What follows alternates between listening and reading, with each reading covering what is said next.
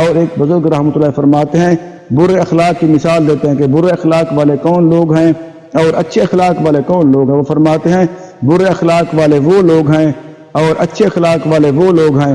برے اخلاق والوں کی 3 نشانیاں، وہ فرماتے ہیں برے اخلاق والے جو ہیں ان کی 3 نشانیاں ہیں۔ پہلی نشانی کیا ہے؟ پہلی نشانی وہ ہے وہ زیادہ باتیں کرے گا، زیادہ باتیں کرنے والا ہوگا، اور فرماتے ہیں وہ فضول باتیں کرے گا۔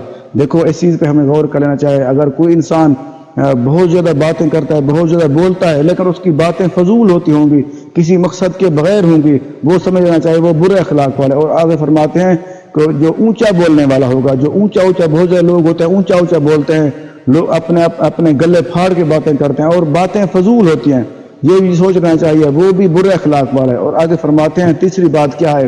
تیسری بات کیا ہے؟ اس کے اندر تکبر کرنے والا ہوگا۔ جو برے اخلاق والا بندہ ہوگا وہ تکبر کرنے والا ہوگا، اور اچھے اخلاق والا وہ ہے جو وہ تکبر نہیں کرے گا۔ دیکھو ہم ایسی چیز پہ غور کر لینا چاہیے، جو برے اخلاق والا ہے وہ کم باتیں کرے، اگر بات کرے گا تو وہ اچھی بات ہوگی، وہ فضول بات نہیں ہوگی، وہ مقصد کے ساتھ مقصد کی بات ہوگی۔ اور دوسرا فرماتے ہیں اونچا بولنے والا، جو برے اخلاق والا، جو کم بولنے والا، آہستہ بولنے والا ہوگا اور بولے گا تو اچھی بات کرے گا، وہ سمجھ لینا چاہیے وہ اچھے اخلاق والا ہے۔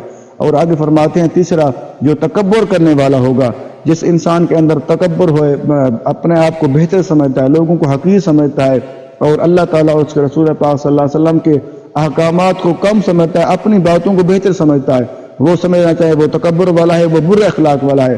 اگر کوئی انسان کسی انسان کے اندر عاجزی ہے تو وہ سمجھ لینا چاہیے وہ اچھے اخلاق والا ہے۔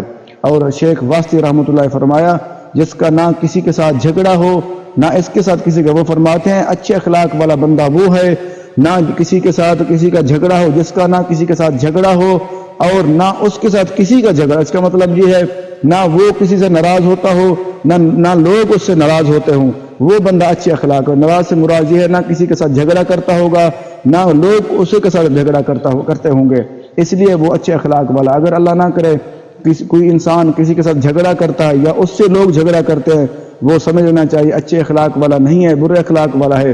اور اللہ تعالیٰ سے دعا ہے کہ اللہ تعالیٰ ہم سب کو اپنے نبی کریم صلی اللہ علیہ وسلم کے طریقے مبارک پہ چلائے اور ہمیں خود کو بھی کوشش کرنے کی توفیق عطا فرمائے۔ اگر ہم سے کوئی غلطی کمی بیشیاں ہو گئی ہیں اللہ تعالیٰ معاف فرمائے، آمین۔ اللہ حافظ۔